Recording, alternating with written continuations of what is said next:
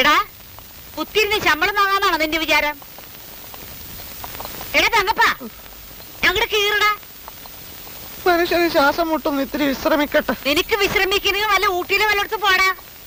എല്ലും മുറുകെ പണിയെടുത്താ പല്ല് മുറുകെ തിന്ന, അതാണ് ഇവിടുത്തെ പ്രമാണം. നിന്റെ എല്ലാം തകിട് പൊടിയാലും വെറുതെ ഇരിക്കാൻ ഞാൻ സമ്മതിക്കില്ല. കീറടാ, എടാ കീറടാ. ആ,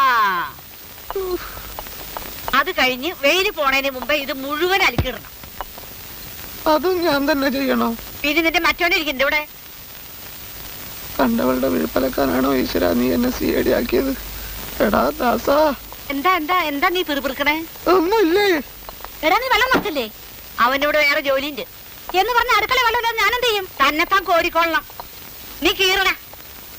ഞാൻ നിയമിച്ച വേലക്കാരനെ ഭരിക്കും ഇവിടെ വേറെ ഒരുത്തി വരണ്ട. ആര് നിയമിച്ചാലും എന്റെ ഭർത്താവ് വേണല്ലോ ഇവർക്കൊക്കെ ശമ്പളം കൊടുക്കാൻ. എന്റെ മകനായതിനു ശേഷം അല്ലേ